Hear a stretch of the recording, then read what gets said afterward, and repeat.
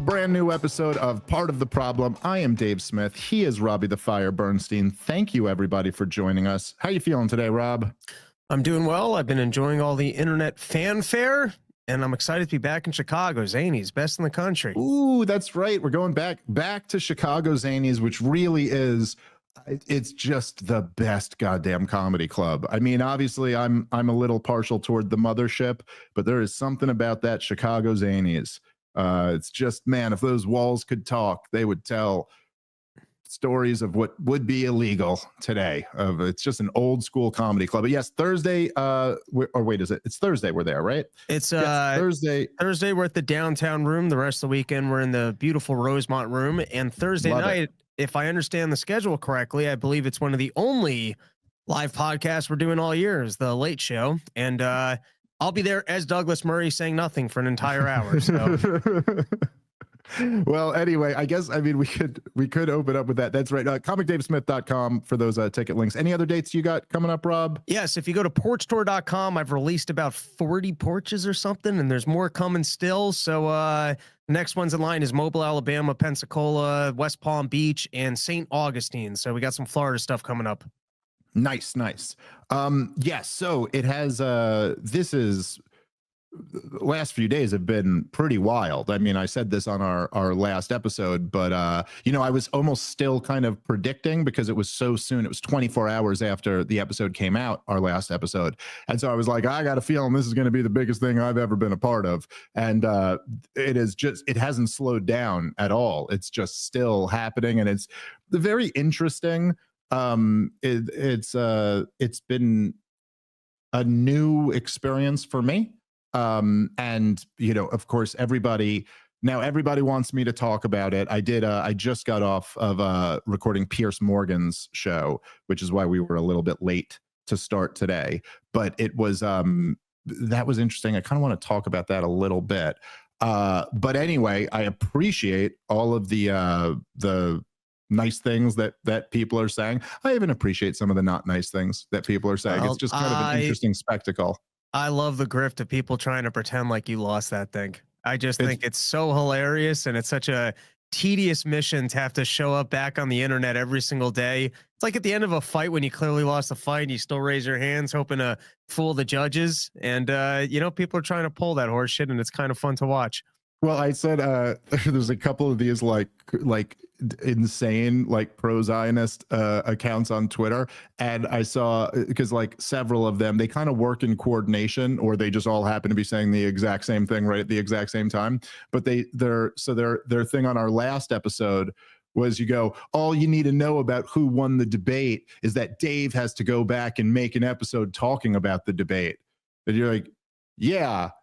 That's how you judge a debate winner, not who had better arguments or who just, contradict themselves or relied on logical fallacies. You go, who talked about it afterward? Okay, like that's quite a standard you've set there. But it's also kind of like so much of the debate, whereas, as I mentioned before, I was there to debate Israel and Ukraine. Douglas Murray turned it into a debate that was like the old media guard versus the podcasters, but that's kind of it's like, well, yeah, of course I'm going to do a podcast of course I'm going to tweet about this. That's what I do. And this was just the biggest thing that happened. So why would I not? This doesn't make any sense. Anyway, I gave Piers Morgan my first interview since the debate. And I actually had Breaking Point scheduled, but I had to reschedule that. So I'll be on that tomorrow, but I'm very much looking forward to going on that. So I just did Piers Morgan. That should be out later today. And then I'll do Breaking Points tomorrow. And then I think I might do the Young Turks at some point this week too, because they've asked me to come on. But anyway, so I go on Piers Morgan today, and I did another debate. And this time I was debating, I'm sorry. Seven yelling women. No, not quite the opposite. John Spencer, who is the chair of urban warfare studies at the War Institute. And so he took issue with a bunch of things I said, and me and him had a little Twitter back and forth. And so essentially what he took issue was that I used, so there was this one point in the debate where Douglas said that Israel is unintentionally killing civilians. But there are civilians dying, but that it's unintentional. Israel's just trying to get the bad guys, and unintentionally, sometimes other people die. And I essentially was like, no, that's bullshit. Israel is intentionally killing civilians. And I said, I don't care how you dress it up. Like, and I use the examples you probably heard me say before, but I was like, look, if someone breaks into your property and kills a bunch of your family members and then runs back to their property where you know it's an apartment building with women and children, and you blow the thing up, you'd be charged with murder in the first degree. It would not be involuntary manslaughter. It wouldn't be unintentional murder. It wouldn't even be murder in the second degree. It would be first degree, premeditated, intentional murder. Now, this guy objected to that, and he was like, you have no idea about the laws that govern war or how intentionality is judged during war, blah, blah. And I'm like, no, you're missing my point. I'm just saying, if you knowingly if you know what you're going to do is going to result in innocent people dying, then you intentionally killed them. And that the definition, like philosophy, doesn't change because a politician uttered the words war. And it's taking place on a different line to like morality and simple philosophical concepts don't magically change because we decided to call it a different name. And then he just keeps the entire debate, Rob. He keeps going, no, but you don't understand how war works. And I was like, no. And then at one point, I literally go to him. I go, dude, man to man, explain to me how the concept of something being intentional can magically change because a politician declared a word and it happens on foreign soil. No appeals to the law, no appeals to what war usually looks like. Just as a person, explain that to me. And he goes, well, international law says that it's not intentional as long as blah, blah, blah, blah, blah, something about proportionality. Anyway, I'm excited for you guys to go watch this. I literally felt like I was debating an Aztec high priest about child sacrifice. And I was going, this is just murdering children. And he's like, dude, you don't even understand the church. And I'm like, no. I don't care about the church. I'm saying you're murdering children. That's what this policy is. And he's going, dude, you probably haven't even gone to preschool. You know what I mean? Like, it was just like the most bizarre thing ever. But anyway, I'm interested for you guys to go see it. Natalie, maybe you can fact check me live on this, and I got to do a better job of memorizing my exact sources as opposed to just scanning headlines and then letting it all jumble together. But speaking to Israel's war strategy, because sometimes people are like, well, what's the alternative? And I've just said, well, you can't kill civilians. Apparently, 75% of the Hamas tunnels remain. And I believe that the Hamas militants are back up to their 40,000 or 35,000 numbers. Wow. So if you were trying to conduct an operation to uproot Hamas, and your big storyline is that they got this tunnel infrastructure, I mean, after all of the bombings and everything that you've done, this current route doesn't seem to be all that successful in terms of getting rid of them. If the metrics are by and large that 75% of the infrastructure remains and their soldier capacity, I'm guessing through new recruitment and, the blowback theory, it seems to be basically in the exact same place. Yep. Like the justification is bullshit. And then the justification doesn't even hold because by your own metric, you're not even achieving your goal. But according to Douglas Murray, I guess if Hamas just stopped booby trapping their own buildings, everyone could still have their homes. Yep. There you go. It's all just we're trying to clear out these booby traps, which, by the way, we also sometimes use live Palestinians in order to do. Anyway, there was a great piece in Haaretz today that just basically said, and it wasn't it was like one of those like staff opinion pieces, so it's like from the newspaper, not from one individual. But they were just, even they just went like, dude, like ending the war and giving the Palestinians a state in exchange for all the hostages. This is the only play here. It's the only play that's left. It's like, just say like, okay, fine, we'll do the thing. We'll do the thing that you guys have wanted forever if you just give us back our hostages. That would be, it's not going to happen, but it really would be amazing if it could. All right. Let's move on, I guess, from the Douglas Murray debate. I'm sure this is going to be a thing that's referenced forever.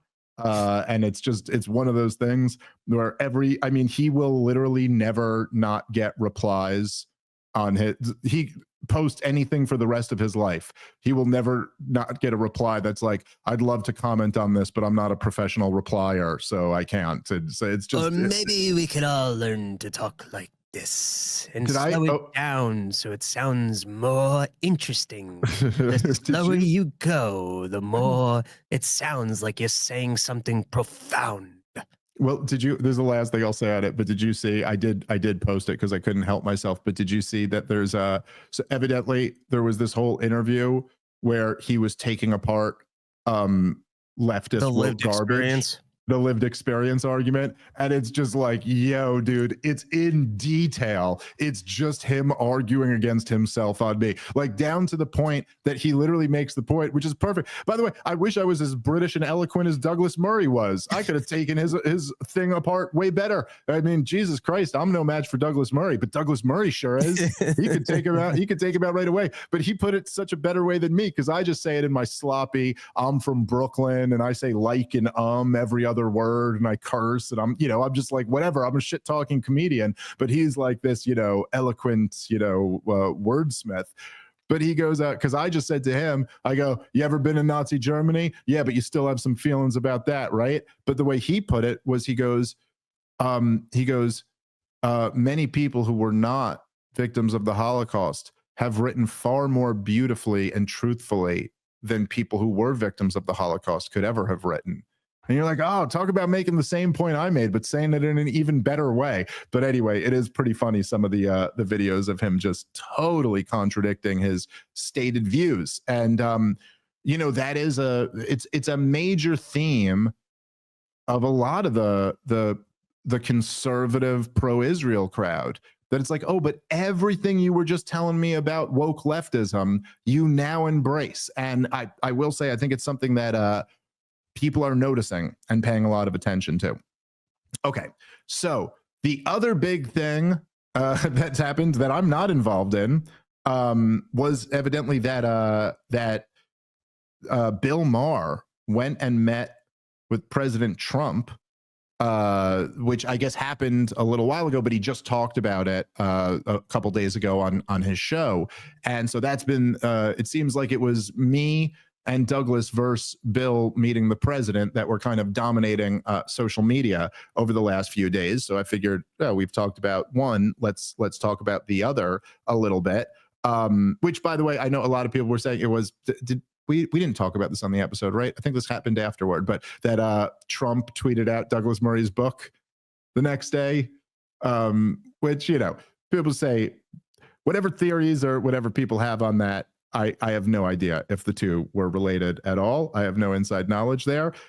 Just saying, Donald Trump endorsed his book. He also endorsed the COVID vax. So just keep that in mind. The guy's not 100% on his endorsements. But anyway, so Bill Maher, one of the fiercest liberal, insane critics of Donald Trump over the last 8 years, goes to meet Donald Trump. And here he is talking about his experience. Let's play the video, and me and you will give our thoughts, Rob. And now for what I know you've all been waiting for. I'd like to give you my book report on my visit to the White House.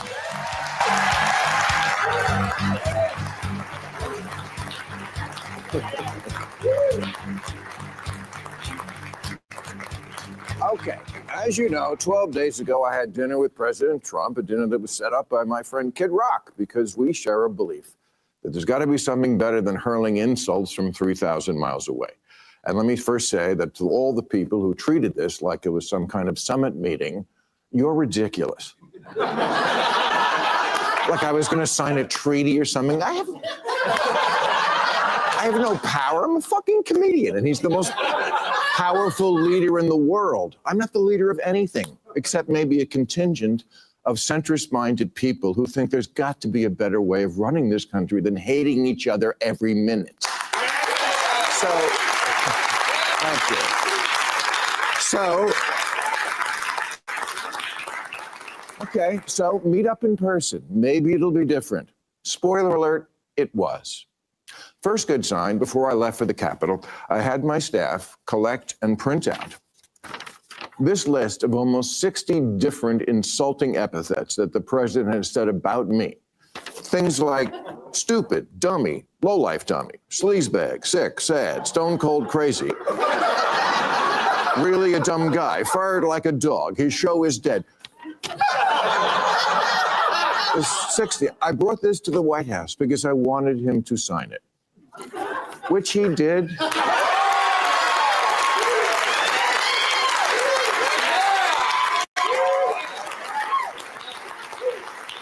Which he did with good humor. And I know as I say that, millions of liberal sphincters just tightened. Okay, can you pause Bill, it here, Natalie? This is I did just find this to be very interesting. And to me, what this was revealing of, I'm curious to get your thoughts on it, Rob, but it was just revealing of how much liberals in general have just been out to lunch on the Trump question from the very beginning. And that, listen, I could have with 100% certainty predicted that this is exactly how their dinner would go. And yet Bill Maher even seems to be saying it with a bit of surprise, like a shock to it. Like, hey guys, turns out, brace yourself, Rob, Trump is hilarious. Like, how have they not figured this most obvious fundamental part out? Literally, as Bill Maher is reading the list before he gives the reveal that Trump was a good sport and signed it, the audience is cracking up laughing at Trump's insults. Somehow liberals, I don't know if you've noticed this, this happens a lot. I've seen this so many times over the last 8 years, where like not Fallon, like Kimmel or Stephen Colbert will like be quoting the president, trying to mock him, and his audience is already laughing at what Trump is saying. But somehow they have to convince themselves that he's never trying to be funny in any of these moments. And like when you just read that list of insults, it's like, yeah, he's being funny. That's what he's doing. He thinks these are funny insults, and they are. That's why the crowd's laughing at them. So of course he was down to sign the letter. He thinks that's hilarious. Like, I just think there's something really remarkable about the fact that anybody at this point would still be shocked to find out that Trump's hilarious. Yes, he's the greatest comedian of our lifetimes. Like, how is that not registered yet for people? But I don't know. What are your thoughts? I only met Trump in person once, and I was so charmed I let him grab me by the pussy. So I can I can really speak to the man's charm in person. But isn't it like just the most obvious thing? Like, yeah, he's going to be charming and funny and like have a sense of humor about these things. I just thought that was so obvious. It seems to be like the shock of all shocks to Bill Maher and his audience. Anyway, thought that was strange. All right, let's keep playing. As he ends it, he goes, I'm telling you, it happened. And you're just like, all of this, you're like, this is exactly what I'd expect. Like, what? I just don't understand. Why is this shocking to anybody? It was like, oh, he had a good sense of humor. He was charming. He rolled with the punches. You know, he said the best thing about Reagan is his hair. I said, it's also that bringing down communism. He goes, all right, good point.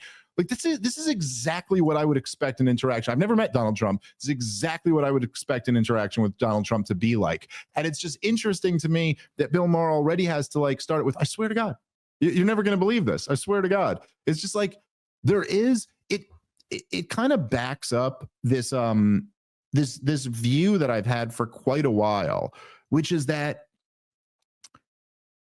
Donald Trump has an amazing ability to get people to project things onto him, to get them to see something in him that isn't there. And very few people are able to just look at him and see what's right in front of you. Because if you do that, I just think none of this would be surprising. You're like, oh, this is exactly how I bet he is. This is what I always assumed. And what I've heard from everybody who's ever met the guy. I don't know. Any thoughts on this, Rob? I think Bill Maher was hoping to come back and say he's as much of a lunatic as I've always said, and this guy knows nothing, and I can't believe he's there. And to Bill Maher's credit, he came back and said the lunatic is just the television version. We actually got a sophisticated man in the White House. I just wish that was the public version, which is funny because that's kind of always been their complaint, but that's also just not his sell. You know what I mean? It's like I don't know. It's like any entertainer. Some people like their shtick and some people hate it. But in Donald Trump's case, 51% of voter, whatever you need to actually liked it. And so the exact thing that you're complaining about, which is his television personality, is what other people like. It's kind of like all of entertainment. Yeah, and there's something weird about, particularly for someone like Bill Maher, who Who's is so unlikable. Yeah, well, yeah, there's that. Who's like very smarmy and pretentious. Although, as I've learned recently, it can get worse. But he'll be the first to acknowledge that like the country's in a bad place, and there's all like almost everybody, and including Bill Maher, would acknowledge that like wokeism is like a mental condition, and that for years literally this insanity took over all of the halls of power in our country. Pretty hard to deny when you see that we're going to be $36 trillion in debt, and just like how volatile the domestic culture is, how polarized everybody is. And so it's like, it just, Donald Trump was never exactly my style either. Not, I was always, Ron Paul was my hero. I liked a learned doctor. That was the guy I looked up to, not Donald Trump. But like, you could have a little bit of humility and go like, well, maybe the old way wasn't working. Maybe we needed something else. Like maybe you needed to call him Rocket Man a bunch of times to get Kim Jong-un to the table. I don't know. Seems like a risky game to me, but maybe that's what needed to be played. And so, yes, it is interesting that like, okay, it's interesting that Bill Maher's beef is like, or his takeaway is like, privately, he's a totally like reasonable, funny guy. He's not the guy I thought he was at all. I agree with you. I give Bill Maher credit for reporting the truth and coming back and saying that. I mean, he could have lied and spun this in a way that probably his audience would have preferred. But I would just say that it's like, I feel like when you've been covering a guy for going on 9 years now, obsessively, like this is the thing you've been, and then you meet him and he's totally different than what you had imagined, you would think the next step would be like, oh, wow, I really got it all wrong. Like that, there would be at least some of that. I guess we'll see over the coming weeks and months whether that's the case or not. How is your mind blown over this? It is amazing, and I'll tell you, there's a thing that people in general do, but I do think that liberals tend to be more susceptible to this. Like, of all the groups of people, if you could slice and dice people into like left wingers and liberals and conservatives or right wingers or libertarians or whatever, liberals particularly are like the worst at this, where they put people who don't agree with them into the box of stupid. Like, you're stupid if you don't agree with liberals. That's kind of their starting point. And you will find this, liberals are the only ones who are very likely to say things like, I met a Christian who actually knows all about science, and think that that's like surprising to them. Because aren't these Christians supposed to like know nothing? By the way, I'm not just like pulling this out of my ass. Like, I feel like this. There's actual like social science on this. Jonathan Haidt did a whole like thing on this where like liberals they're the most, it's been years since I read this, but it was something like they're the most judgmental of other people's positions, and they're also the worst at steel manning other people's positions. So like, if you ask a conservative to tell you what a liberal believes, they can in general, they can with pretty good accuracy tell you what a liberal believes. But if you ask a liberal what a conservative believes, they just get it all wrong. You know what I mean? Like, they just can't. They're also the most likely to be victims of the Dunning-Kruger effect. So I think that all falls into the same the same bracket. Yes. No, they're very related. The idea of, because it's a lack of humility.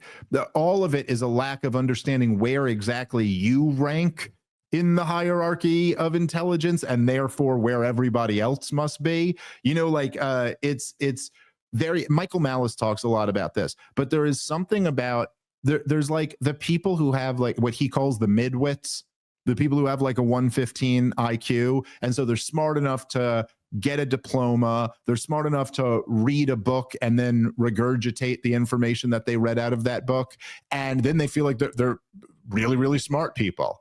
And it's like, slow down. There's levels to this shit.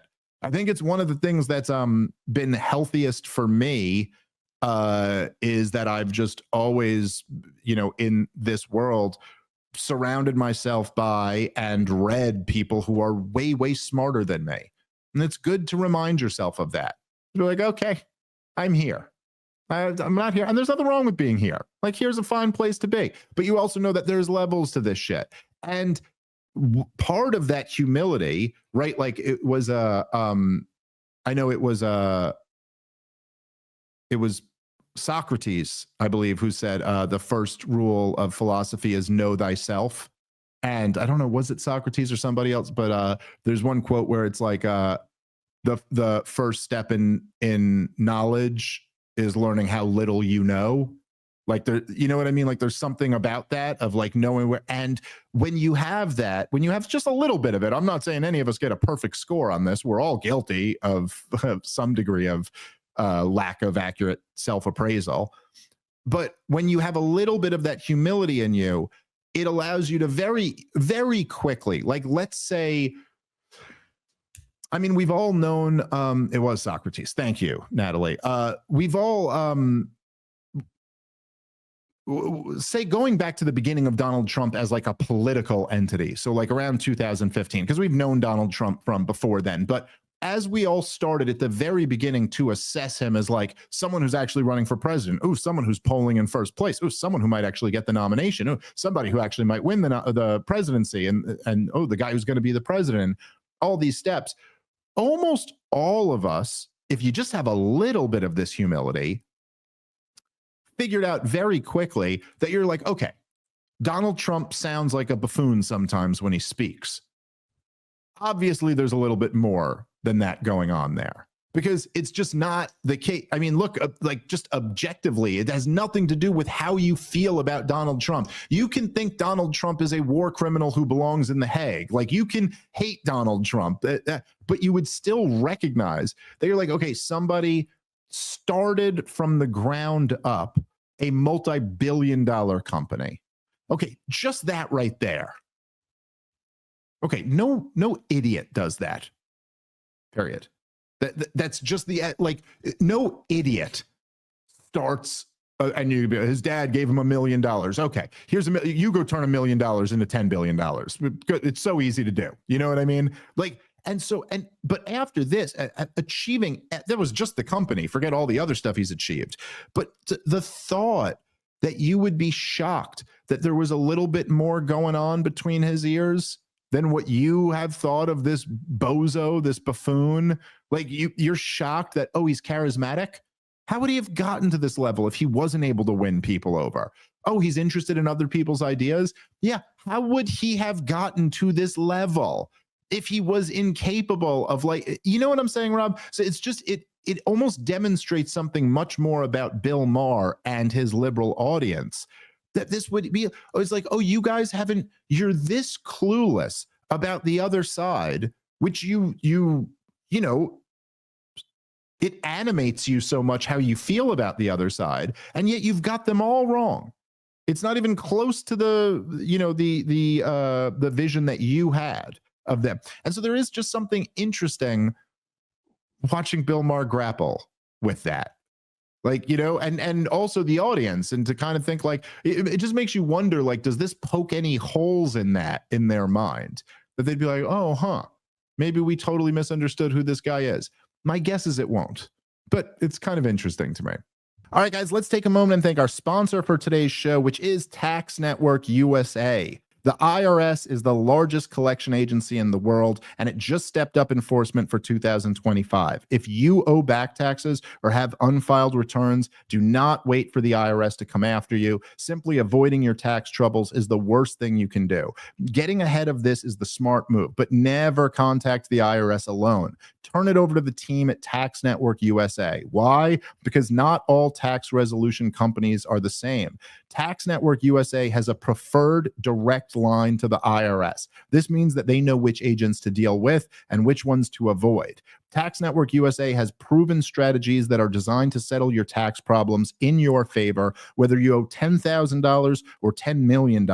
Their attorneys have negotiated and resolved over $1 billion in tax debt. Talk with one of their strategists. It's free. Stop looking over your shoulder and put the IRS troubles behind you once and for all. Give them a call at 1-800-958-1000 or visit them at tnusa.com/Smith. That's tnusa.com/Smith. All right, let's get back into the show. And with the way that Bill Maher tends to be snarky and prod, and I would have came in trying to provoke more of a reaction, I think also just speaks to Trump's smoothness. Yeah, that he could take somebody who has been an enemy and is kind of incentivized to be an enemy and charm the pants off him and have him being like, oh, I actually really loved that guy. But again, I just would have, and look, to be completely fair, I know people who have met with Trump and they all say the same thing, exactly what Bill Maher is saying here, that he's just like the smoothest, most charming, really funny, really interested guy. But even without that, just judging off of what he's achieved, I'd be like, oh, he's got to be charming. Now, there's no way that he wouldn't be. So anyway, well, there's almost like just the cognitive dissonance of we've done so much reporting about how reprehensible and buffoonish he is. So certainly he must be. That I guess in this case, ironically, after all of our talk of lived experience, actually meeting with him in person, it becomes undeniable of, oh, there's some skill here. With all that said, I do think that there's a lot of stupidity and buffoonery to Donald Trump. But there certainly is a marketing genius there and a P.T. Barnum and a guy who knows how to, at a minimum, create television and sell himself.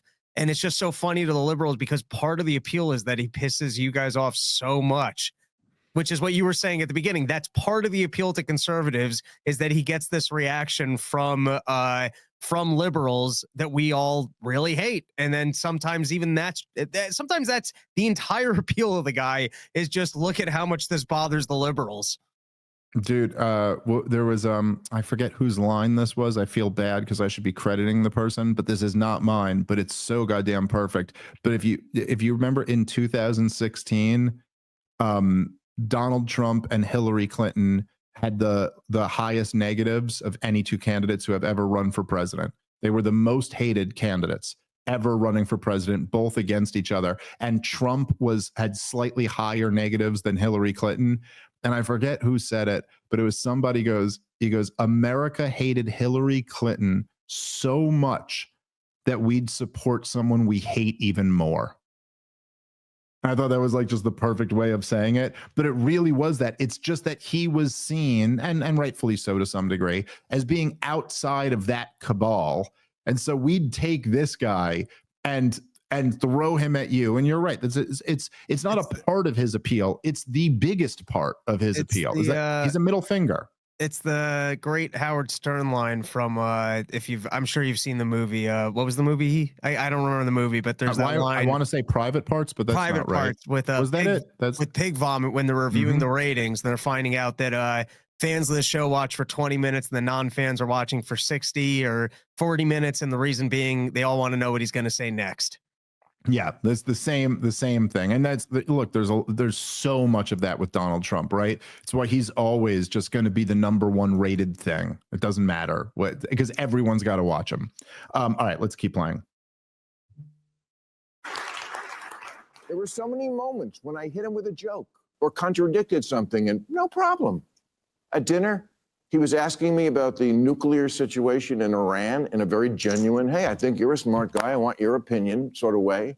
And I said, Well, obviously you're privy to things about it I'm not, but for what it's worth, I thought the Obama deal was worth letting play out because we made Iran destroy 98% of the uranium and they were 15 years away from a bomb.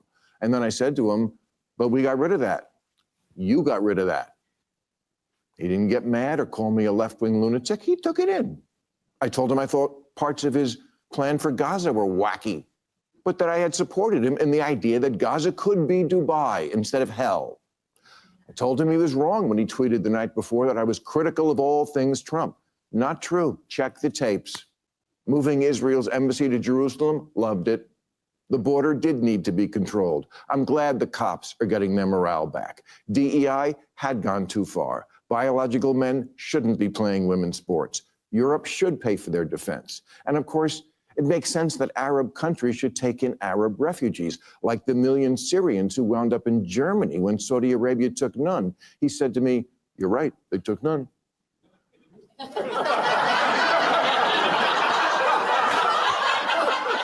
I said, "Well, you should remind your boyfriend in Saudi Arabia that the next time you see him."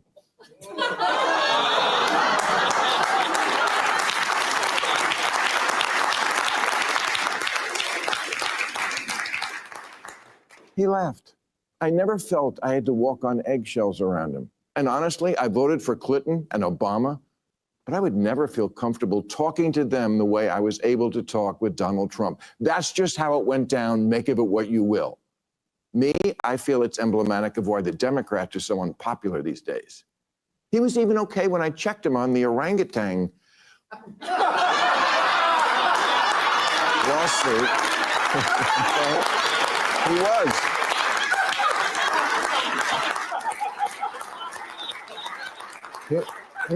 He said to Dana White, you know, Bill said my father was an orangutan, and I really love my father. And I said, well, Mr. President, I did that because I didn't like what you were doing regarding Obama's birth origins. I thought that was low. Again, no anger, just a little smile as if to say, yeah, I get it.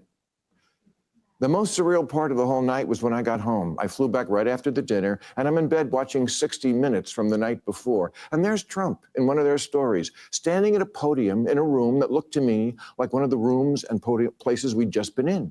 And he's ranting, disgusting, you're a terrible person. And I'm like, who's that guy? What happened to Glinda the Good Witch?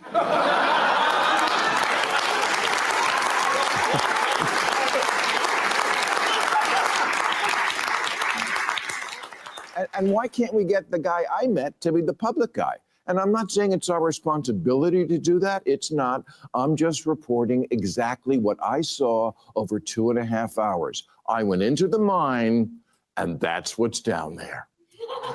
A crazy person doesn't live in the White House. A person who plays a crazy person on TV a lot lives there, which I know is fucked up. It's just not as fucked up as I thought it was. And I have no illusions now that I'm back to work at my job that he might start a new list.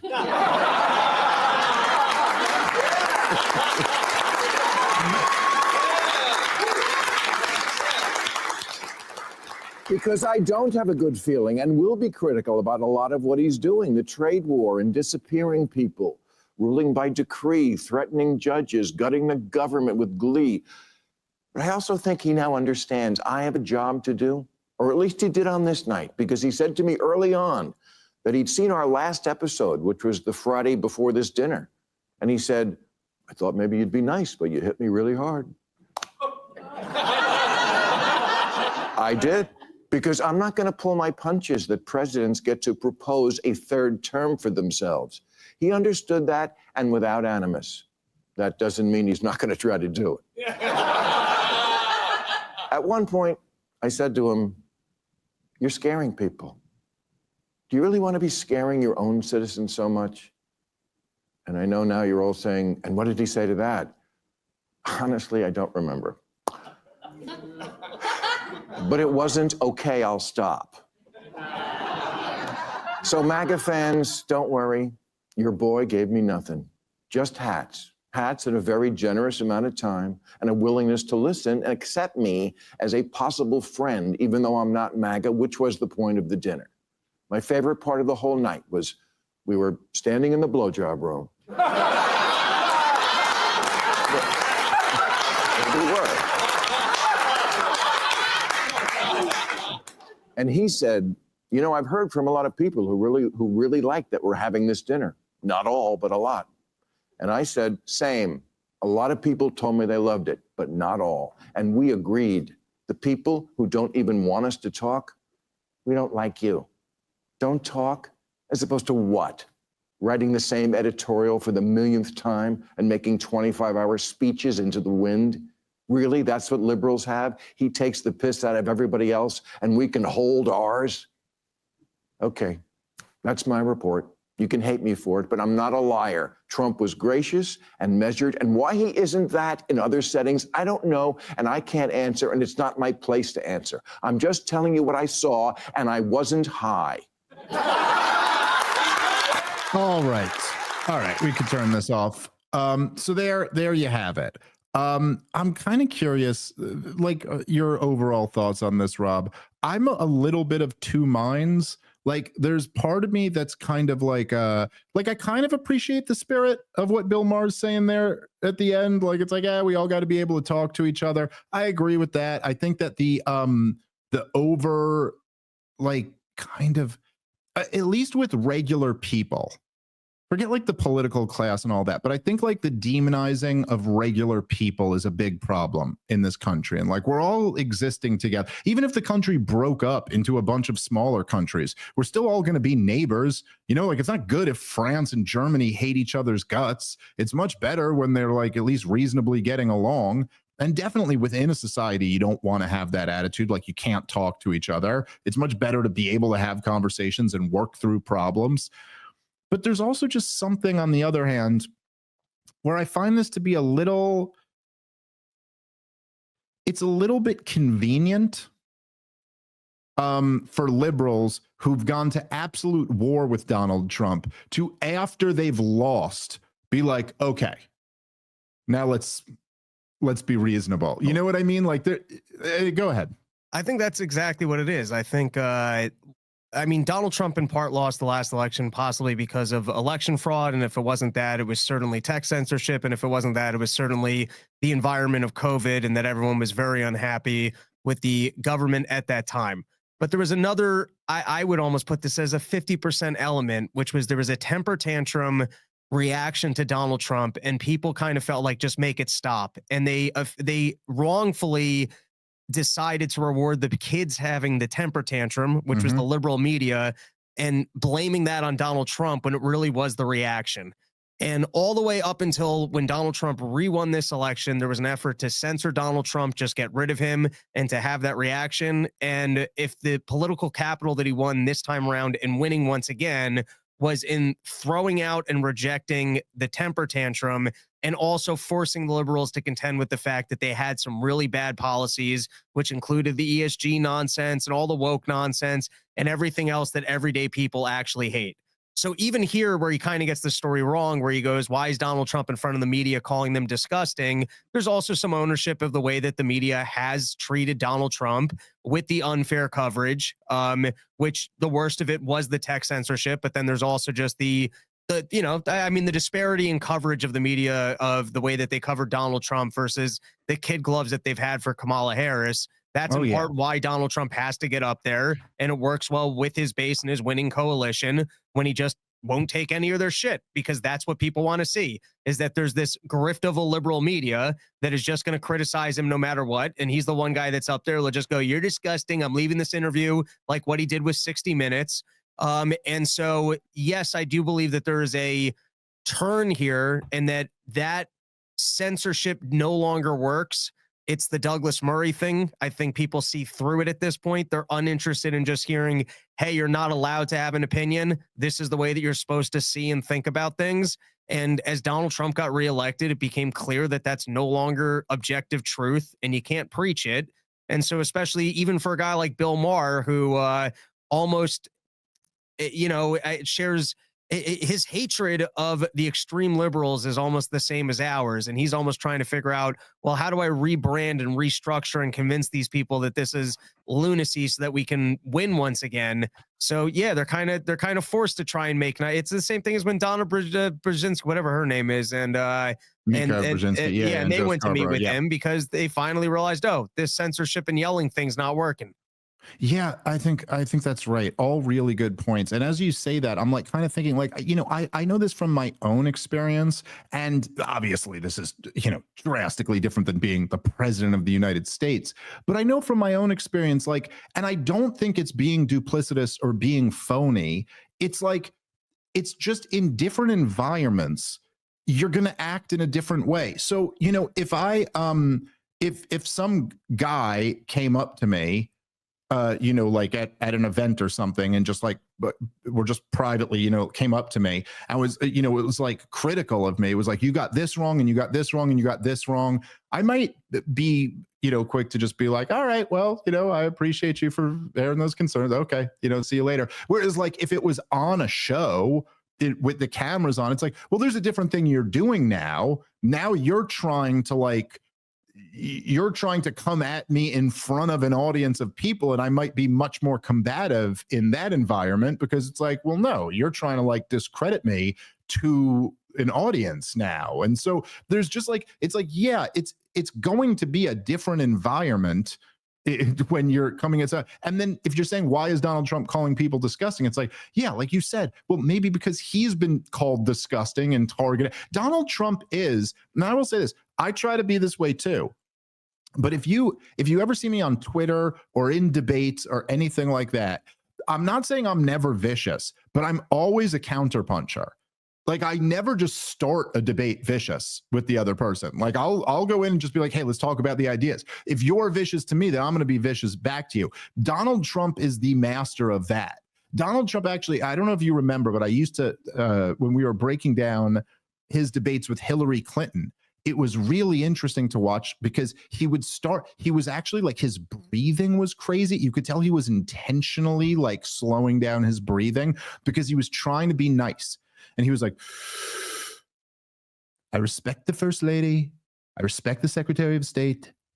I think we got to do things in a different way. And then like at a certain point, she'd be like, well, it's just a good thing someone with the temperament of Donald Trump isn't president. And he's like, because you'd be in jail. Like as soon as you hit him, he's going to hit you like 10 times harder. But he will wait for you to do it, So that was kind of one of the dynamics. The other thing, as we were touching on, it just does feel to me that it's like, I don't know, man, like Bill Maher we played the segment on the show. I don't know if you remember this, but Bill Maher was talking during the campaign about how he was getting worried that none of these charges were going to stick to Donald Trump. And he was like, they should have just gone for the conviction when they had it. We were in a blue district. You know what I mean? Like we could, and you're like, wow, you're not even making an argument that he's really guilty of a crime. You're just making an argument that we got to stop him by any means necessary. And it's like, now all of a sudden, now because he kicked your ass, you're like, hey, let's all take it down a tone. There's something about that rubs me the wrong way. All right, guys, let's take a moment and thank our sponsor for today's show, which is Prolon by El Nutra. Forget everything you think you know about fasting. Prolon by El Nutra is the only patented fasting mimicking diet that combines the benefits of prolonged fasting with a science-backed nutrition plan so you can hit your health and weight loss goals without actually having to give up all food. This is a revolutionary plant-based nutrition program that nourishes the body while making cells believe they're fasting. Researched and developed for decades at the University of Southern California's Longevity Institute and backed by leading U.S. medical centers, Prolon helps promote healthy blood sugar, supports cardiovascular health, and reduces abdominal fat.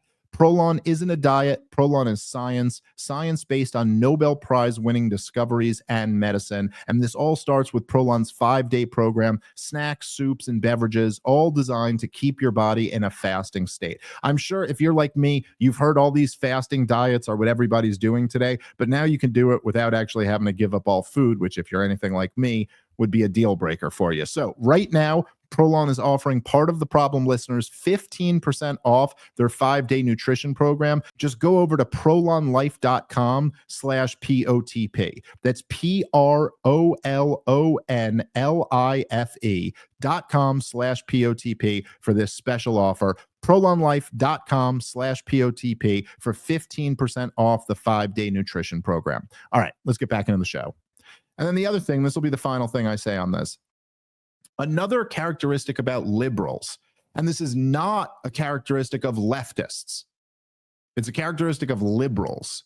And leftists, I mean, they can get off on some bad, they can go down some bad paths. But it is interesting how only liberals, it seems like, can be truly animated, you know, horrifically concerned over gestures and just really ultimately unimportant things. You know, like it'll just be like the silliest little. And okay, I'm not saying, you know, all this stuff about Donald Trump, like not conceding the election. That's an excellent example of one, right? Like, it's not, what do you mean he didn't concede? And then they build it up to be a thing in their head, but you're like, what do you actually mean? And then they'll tell it back to you. Like, they'll go, he didn't peacefully transfer power. And you're like, yes, he did. No, he just bitched and complained on his way out. But yes, he did. He got on a plane and went back to Mar-a-Lago, and Joe Biden was sworn in that day as the president of the United States of America. He did peacefully transfer power. He didn't say the thing. Really, they have an objection about the procedure, about the decorum, because that's what you got to do when you're just trying to kind of like implicitly or explicitly defend the regime. Is just be like, well, what really matters is the decorum. And I just find it interesting how in all of these things where Bill Maher could go, hey, I agree with you on all of this. Like, yeah, come on, dude, we're going to ethnically cleanse the Palestinians out of Gaza. I'm with you on that, or whatever other terrible thing he agrees with him on. But their big thing is that he's going to run for a third term, which first of all, I don't see any conceivable way that this is true. I know that he likes to stoke that flame, and Bannon is really trying to stoke that flame. I don't think that's going to happen, by the way, America. Donald Trump's not going to run for a third term. But isn't there something interesting that's their huge issue? It's like it's just a microaggression. Yes, because first of all, it's a non-issue. It's not going to happen. It's not a real thing. It's something that he's saying to trigger you, and you're falling right into it. But then additionally, you're kind of like, if you zoom out, and I guess maybe this is our perspective, because like we actually just focus on shit that matters. We focus on stuff that the government does that's really awful, that ruins the lives of people, and like you're like, so. First off, we've had presidents who have done more than 2 terms. It was not written into law until the middle of the 20th century that there were 2 terms, where the amount of it. But like, so what are you telling me here? If Donald Trump were able to change the law, and I think you'd need an amendment to the Constitution, but I don't know. I'm not a lawyer, but let's just say let's say we made it 3 terms instead of 2. Is that like the end of the world? Is that like some like again, Rob, I'm just saying, even in this context, he'd still have to win the election. You know what I mean? Like, it's not as if like he wouldn't have to like go back and win the electoral college again. But even if that were the case, it's inconceivable he could do more than 3 just by his age. I think it's inconceivable that he'll have a 3rd term, period. But like, it's inconceivable he could do more. So you're really just like, I guess essentially all I'm saying is that it's nothing. It's a nothing issue that's not going to happen. And then even if it were to happen, it's still just not that big of an issue. If we went from 2 terms to 3 terms, is that the difference between liberal democracy and Hitlerian fascism or something like that? It's just all very strange how liberals can get themselves so worked up over non-issues while completely misunderstanding all of their opponents. I'll let you have the last word. On the topic of a 3rd term, I agree with you that it's noise and nonsense, and that we're so far away from The amount of things that would have to fall into place for him to be able to do it, which just even includes that he's actually having a great presidency and could be elected in again. The other variable is that if he were to run for a third term, I think there's only one person on the entire side of the Democrats that could win another election, and that's Obama. And I'm not saying for sure that Obama would win the next election, but if I had to pick the roster of potential Democrats that could win an election, Obama would be on the absolute top in that list. So, and if we're not in a great economy and we just change the rules right now for you're allowed to have a third election, that's a tough bet picking Obama versus Trump over Obama, particularly if things aren't going well, which is why, just to take a step back, it's nonsense talk because things would have to be going so epically well for him to win a third election. Yes. The only thing that because originally when this came up, my thought was basically as you had said, which was if someone is the most popular and they still have to win an election, what's the importance of the term limits? If someone's actually the best or the most popular, who cares? The only reason I think that maybe we are better off with the term limits rule, and maybe this isn't really arguing with what you were saying, is that I think the longer the people can stay in power, the more potential there is for criminality.